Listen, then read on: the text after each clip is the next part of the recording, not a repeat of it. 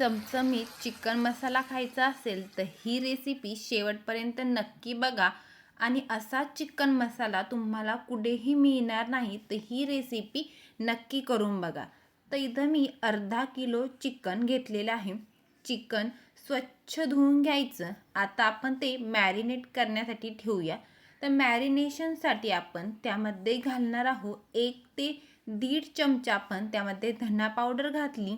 त्यानंतर आपण त्यामध्ये घालणार आहोत चवीप्रमाणे मीठ।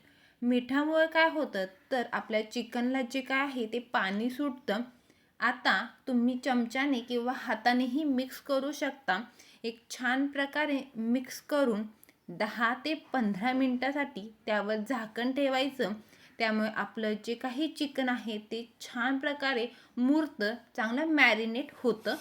आता कढईमध्ये तेल टाकायचं, त्यामध्ये खोबरे लसणाची पेस्ट म्हणजे खलसणी त्यामध्ये घालायची। त्यामुळे काय तर आपल्या चिकनला एक छान प्रकारे टेस्ट येते। आणि इथं आपण पिवळं चिकन आणि नंतर चिकन मसाला बनवणार आहोत, त्यामुळे तुम्हाला एकाच रेसिपीमध्ये 2 टेस्टी अशा रेसिपी बनतात। तर यामध्ये घालायची थोडीशी हळद आणि आपण जे काही मॅरिनेट केलेलं चिकन आहे ते त्यामध्ये घालायचं आणि व्यवस्थित एक 5 ते 10 मिनिटासाठी चांगलं तेलात परतून घ्यायचं।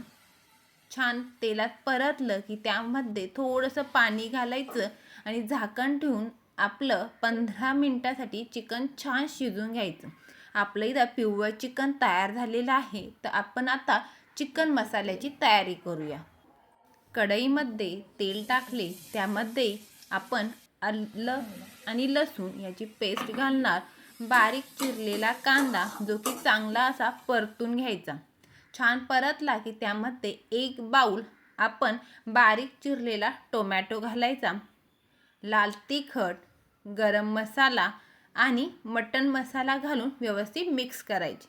थोडीशी वरून कोथिंबीर घालायची। आपण जे काही शिजवलेलं पिवळं चिकन आहे, अगदी छान शिजलेलं आहे, ते यामध्ये घालायचं आणि व्यवस्थित असं मिक्स करायचे। आता आपला चिकन मसाल्याला अगदी छान प्रकारे जो काही मसाला आहे तो लागलेला आहे।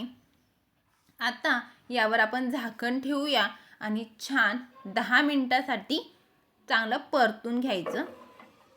आता आपला जो काही चिकन मसाला आहे अगदी छान प्रकारे तयार झालेला आहे। आता एकदा परत मिक्स करून घेऊया।